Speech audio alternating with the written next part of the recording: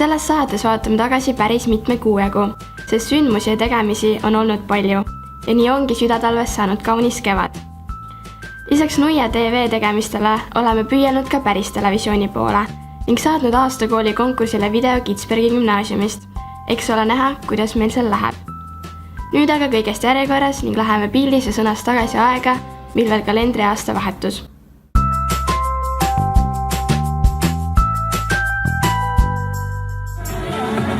Läinud aasta 31. detsembril tantsite Eesti Vabariigi juubeliaasta lõpetamise puhul paljudel linnaväljakutel ühistantsu, nii ka Karksi Nuias. Kõigepealt õpiti selgeks tantsusammud, mida siis samaaegselt üle Eesti esitama asuti. Eesti Vabariigi 100. aastapäeva tähistamise periood kestab kuni 2020. aasta 2. veebruarini, kui möödub 100 aastat Tartu rahulepingu sõlmimisest.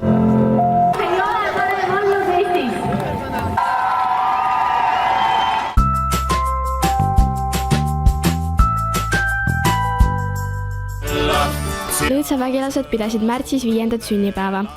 Selle ajaga on pillirõdaga alustanud algklassi poistest sirgunud osavad muusikud.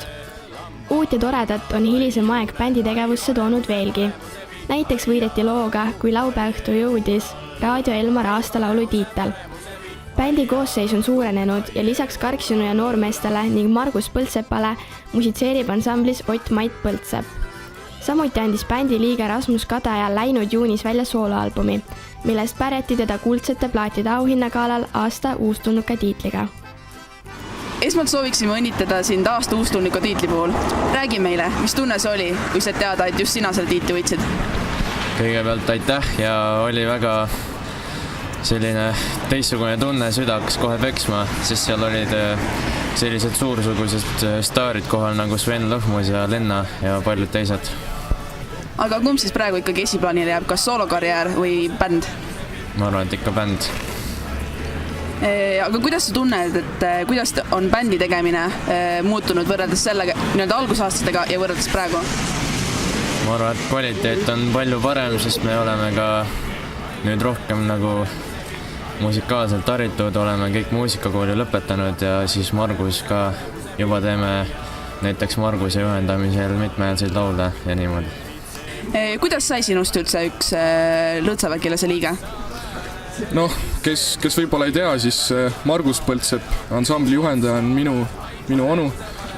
Ja tema kaudu kui ma väiksem olin, siis me jämmisime koos sugulaste sünnipäevadel ja sellistel pidudel ja ju siis ta nägi potentsiaali ja nii juhtuski. Ja kuidas siis selline nii-öelda kuulsuselu tundub? No ma ei tea, kas on väga kuulsuselu. Ei huvitav on selles suhtes, kõik esinemised on hästi omanäolised ja kunagi ei hakka igav. Kas ka igapäevaelu on muutunud peale seda, kui hakkasid Lõõtsavägilase liikmeks? Ei ole, kõik on samamoodi. No aega peab paremini planeerima, et ei ole enam nii, et küll vaatab, mis saab, et alati peab kõik väga täpselt paigas olema. Ja kas oled ka harjunud sellega siis? Vaikselt harjun, ega päris 100% ei ole harjunud veel, jah. Ja kust näeksid sina Lõõtsavägilasi näiteks 5 aasta pärast? 5 aasta pärast ma loodan, et bänd tegutseb ikka enne kõige, aga tahaks ikka Eestis omadele inimestele muusikat teha, aga miks mitte ka välismaal kuskil midagi, võiks ka ju lahe. Pikk ei painu pingile.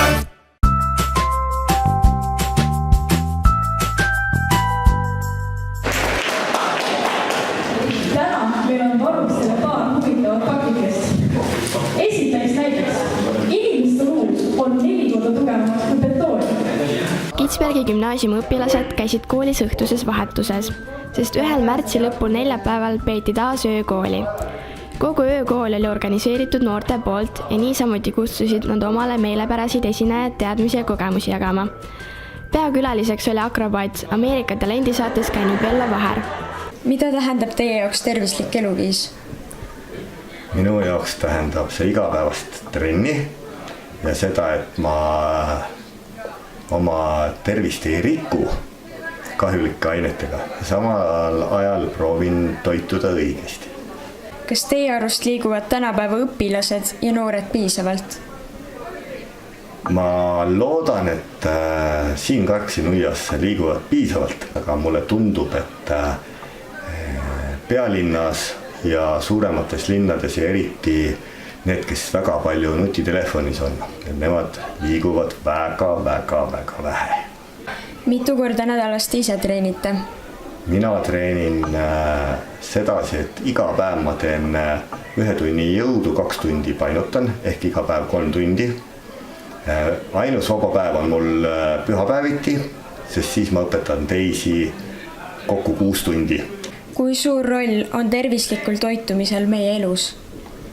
Kui nüüd jõusaalis kuulata kulturiste, siis nemad ütlevad, et lausa pool on toitumine. Ja mulle meeldib öelda seda, et inimene on see, mida me sööme. Ehk siis paljud inimesed on nii-öelda liikuvad prügikastid.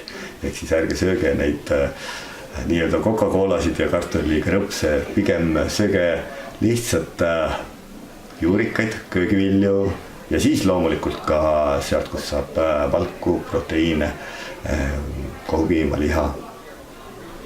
Öökool oli mõeldud 7.–12. klassi õpilastele ning näha ja kuulda sai seal veel palju muudki. Alustades siis kaalulangetusjuttudest ja kõneldi ka tervislikest eluviisidest. Kes tahtis, võis kooli võimalus osaleda boksitreeningus, pilateses ja teistes rühmatreeningutes. Õpilaste seas oodatud sündmust Öökooli peeti tänavu 6. aastat järjest.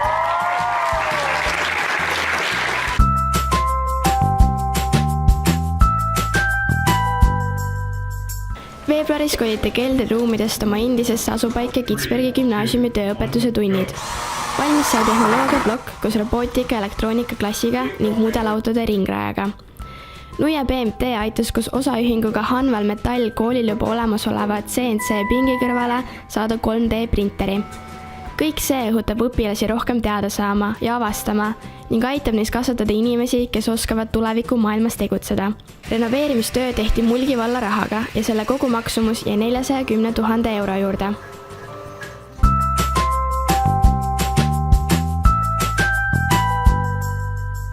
Täna me tähistame AKK-s Tartu rahu. Parasjagu toimub rongkäik Vabadussambani. Kui koolipere, kaitseliitlased ja külalised olid jõudnud Vabadussambani, peeti seal kõnesid ja meenutati ajaloos toimunut. Samuti asetati pärjad mälestusmärgi juurde. Öeldakse, et kui kes minevikku ei mäleta, elab tulevikuta ja see traditsioon, mida iga aasta me Karssi piirkonnas tähistame, ongi selleks, et rääkida minevikust, rääkida sellest ajaloost, mis on meie Eesti riigis toimunud ja täna siis Tartu rahulepingu aastapäeval oleme me siin ikkagi selleks, et anda au nendele inimestele. Soovin teile kõigile jõudu, kõigile julgust, vaprust, astuda välja Eesti riigi eest alati ja uskuda oma Eesti riiki. Elagu Eesti!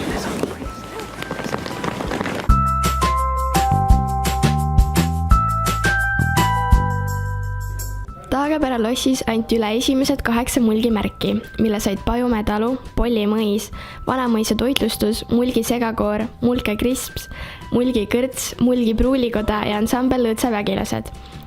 Märki saavad Mulgimaa arenduskojalt endale taotleda ka edaspidi kõik siinsed toodete, teenuste ja elamuste pakkujad, kelle väljund kannab edasi Mulgi omapere.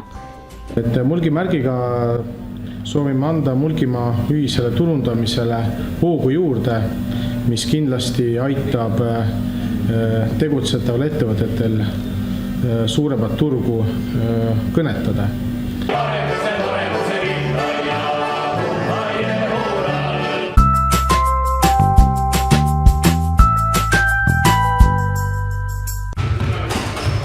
Traditsiooniks on saanud, et iga aasta viimasel päeval saavad koolivõimlas kokku vilistlased ja praegused kooliõpilased, et veeta veidike üheskoos sportlikult aega ja pidada maha üks korvpallilahing. Seekord olid kõige edukamad kollaseid särke kandnud vanemad vilistlased, kelle hulgas ajas palli taga ka Kitzbergi gümnaasiumi direktor Jaak Iisrael ja endine vallavanem Taimo Tugi. Teisena väljusid turniirilt koolipoisid, kellel oli abiks vilistlane Priit Oks. Tubli 3. koha said nooremad vilistlased, keda võis platsil ära tunda punaste särkide järgi.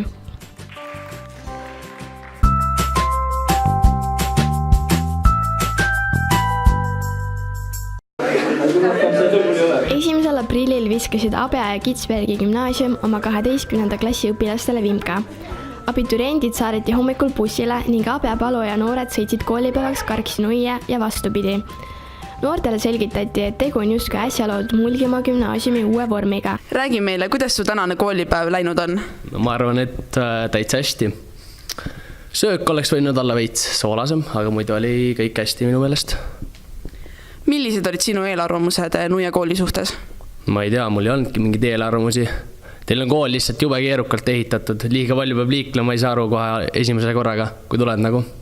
Kuidas jäid sina rahule oma päevaga Abja gümnaasiumis? Minu päev Abja gümnaasiumis oli väga huvitav, kuna see oli kõik nagu täiesti ootamatu ja me algul mõtlesime, et okei, 1. aprill, küll me siis mingi 5 minuti pärast tagasi tuleme ja see oli siuke šokk, kui me sinna jõudsime, et terve päeva peame olema, aga õpetajad olid väga lahedad ja kooli peal orienteeruda oli ka väga huvitav ja siuke teistsugune. Tekitas natuke segadust, aga saime hakkama. Tänane koolipäev oli väga tore. Õpetajad olid sõbralikud ja tunnid olid päris huvitavad, teistmoodi kui Abjas. Koolikeskkond oli väga huvitav ja siuke sõbralik, et õpilased tulid ja uurisid, et kuidas me sinna sattusime ja et kas me vahetasime kooli või kas oleme ära eksinud. Mis on suurim erinevus Nuia ja Abja kooli vahel? Söökla kindlasti. Mis vahe siis on? No toiduvalik oli siin vähe suurem, salatit oli ja erinevaid jooke. Näiteks jogurtit, keefiri, piima ja nii edasi.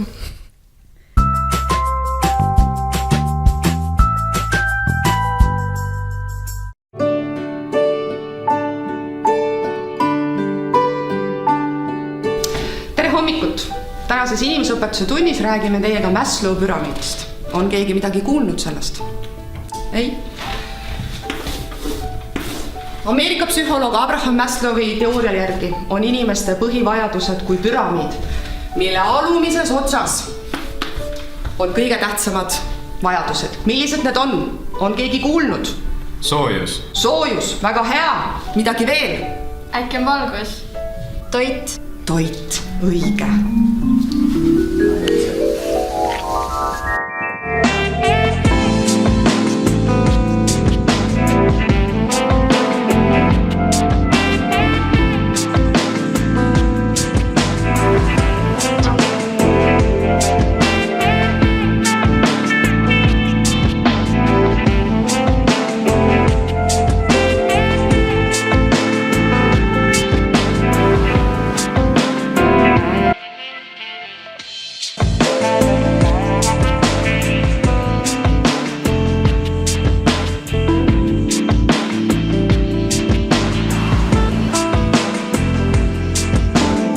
Ja selle püramiidi tipus ongi see, mis teeb meist inimese ehk eneseteostusvajadus.